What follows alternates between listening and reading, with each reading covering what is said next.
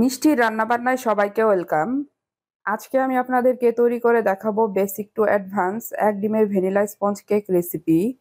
Cake যাতে চুপসে না যায়, শক্ত না হয়ে যায়, সকল টিপস অ্যান্ড ট্রিক্স থাকছে আজকের এই রেসিপিতে। তো হ্যালো এভরিওয়ান, আসসালামু আলাইকুম, সবাই কেমন আছেন? আজকে আমি আপনাদেরকে তৈরি করে দেখাবো খুবই সহজ উপায়ে এক ডিমের ভ্যানিলা স্পঞ্জ কেক রেসিপি। আর ভিডিওটি যদি আপনাদের সামান্য পরিমাণ ভালো লেগে থাকে, উপকারে আসে, তাহলে প্লিজ আমার পেজটা লাইক, কমেন্ট এবং শেয়ার করবেন। আর যারা ইউটিউব থেকে দেখছেন, প্লিজ চ্যানেলটি সাবস্ক্রাইব করে পাশে থাকবেন। তো কথা না বাড়িয়ে মূল রেসিপিতে চলে আসি।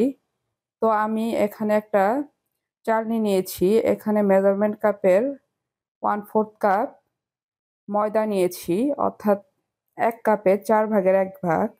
বেকিং পাউডার 1/4 টিস্পুন, মানে 1 চা চামচের 4 ভাগের 1 ভাগ। বেকিং সোডা 1/8 স্পুন, মানে 1 চা চামচের 8 ভাগের 1 ভাগ। আর লবণ নিয়েছি 1 চিমটি।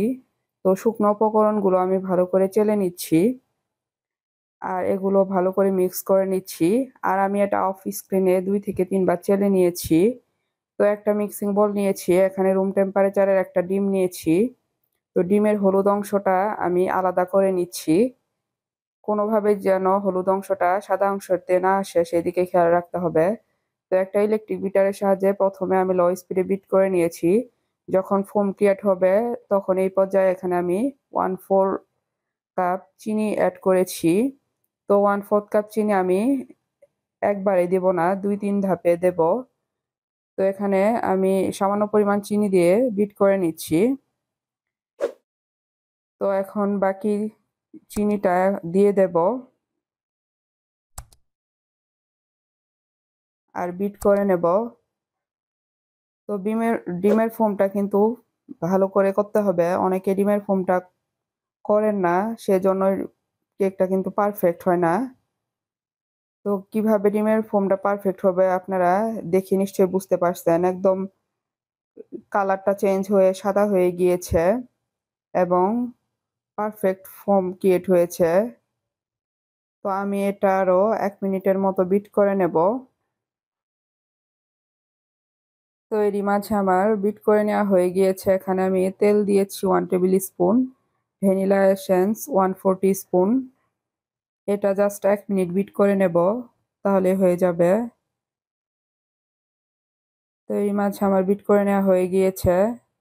তো আমি সেই শুকনো উপকরণগুলো ঢেলে দিয়েছি আর বিটারের একটা কাটার সাহায্যে ফোল্ডিং মেথডে ঘুরিয়ে ঘুরিয়ে বিট মিক্স করে নিচ্ছি। আর এখানে আমি দুধ দিয়েছি 1 টেবিল স্পুনের মতো। আর এটা আলতো হাতে ভালো করে মিক্স করে নিচ্ছি। তো এখন একটা স্প্যাচুলার সাহায্যে আমি চারপাশের অংশগুলোকে মাঝখানে দিয়ে ভালো করে মিক্স করে নিচ্ছি। তো এই কাজটা খুব সাবধানে করতে হবে, তা না হলে ডিমের মেলানটা নষ্ট হয়ে যেতে পারে। তো এখানে আমি 4 ইঞ্চি একটা মোল্ড নিয়েছি। এখানে মোল্ডের তলায় তেল ব্রাশ করে বেকিং পেপারটা দিয়ে দেব। তো স্পঞ্জ কেকের ক্ষেত্রে আমি সবসময় তলায় তেল ব্রাশ করে তারপর বেকিং পেপারটা দেই।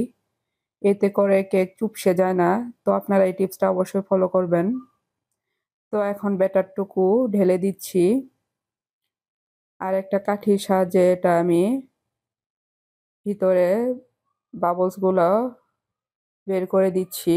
তো এখন হালকা একটু ট্যাপ করে নিচ্ছি যাতে ভিতরে বাবলসগুলো চলে যায়। তো চুলায় একটা হাঁড়ি বসিয়ে দিয়েছি, এটা আমি 10 মিনিট প্রিহিট করে নিয়েছি।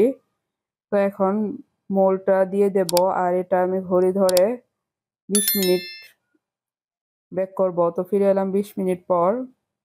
তো একটা কেক টেস্টারের সাহায্যে চেক করে দেখেছি, ক্লিন এসেছে, তার মানে আমার কেকটা হয়ে গিয়েছে।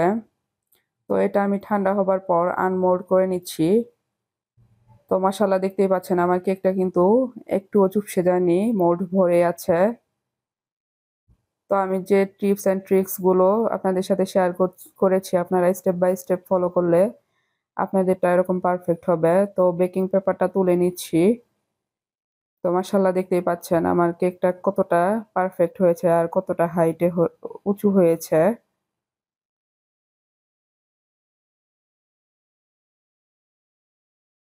তো আপনারা স্টেপ বাই স্টেপ ফলো করলে আপনাদেরটা এরকম পারফেক্ট হবে আশা করছি। তো এখন আমি এটা স্লাইস করে নেব।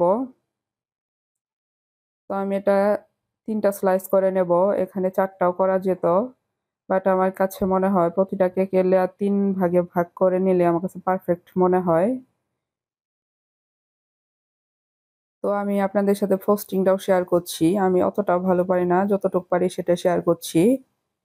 ফ্রস্টিংটা সম্পূর্ণ আপনার হাতের উপর ডিপেন্ড করবে। আপনি যত ভালোভাবে প্র্যাকটিস করবেন আপনার কাজের ফিনিশিং ততটাই ভালো হবে। তো আমি কেক বোর্ডে একটু হুইপ ক্রিম দিয়ে কেকের একটা স্লাইস দিয়েছি, আর এখন এখানে সুগার সিরাপ দিয়েছি। তারপর আবার হুইপ ক্রিম দিয়ে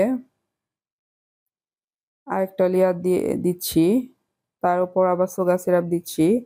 এখানে আমি 1/4 কাপ চিনির সাথে 1/2 কাপ পানি দিয়ে জাল করে নিয়েছি। তো জাল করলে সুগার সিরাপ তৈরি হয়ে যায়। তো আরেকটা স্লাইস দিয়েছি আমি। এখন উপরে সুগার সিরাপ দিয়ে হুইপ ক্রিম দিয়ে এটা আমি ক্রাম কোট করে নিচ্ছি, আর এটা আমি নর্মাল ফ্রিজে রেখে দেব আধা ঘন্টার জন্য। তো ফিরে এলাম আধা ঘন্টা পর।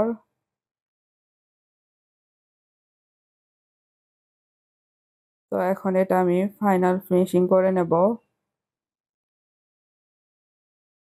তো কিভাবে পারফেক্ট হুইপ ক্রিম তৈরি করতে হয় সেটার ডিটেলস ভিডিও আমি নেক্সট ভিডিওতে দিয়ে দেব, আপনারা দেখে নেবেন। তো ভিডিওটা যেহেতু লং হবে তাই আমি আর সেটা দেখালাম না। তো একটা স্ক্র্যাপারের সাহায্যে আমি মিল করে নিচ্ছি। আর এখানে আমি সামান্য পরিমাণ স্ট্রবেরি রেড কালার দিয়েছি। এখানে পিঙ্কিশ একটা কালার চলে আসবে, দেখতেই পাচ্ছেন কতটা সুন্দর একটা কালার চলে এসেছে। তো এখানে আমি একটা 6B নজলের সাহায্যে ফুলগুলো তৈরি করে নিচ্ছি। আপনারা যে কোনো মডেল তৈরি করে নিতে পারেন।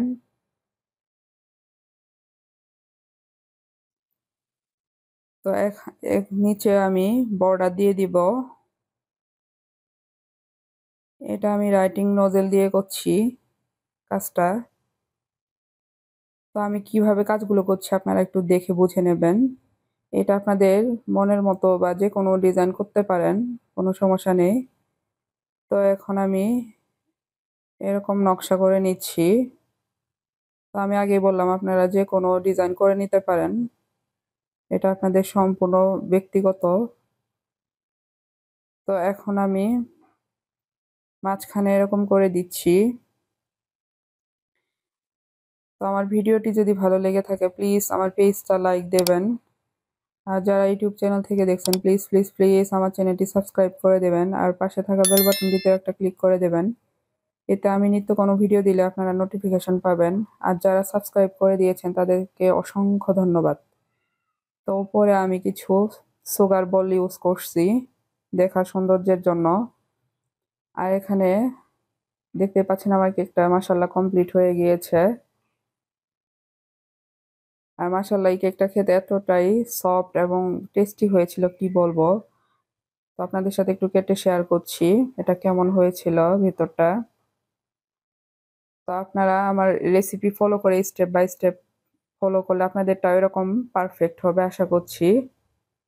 তো আমি সকল টিপস অ্যান্ড ট্রিক্স আপনাদের সাথে শেয়ার করার চেষ্টা করেছি, আপনারা নিশ্চয়ই বুঝতে পেরেছেন।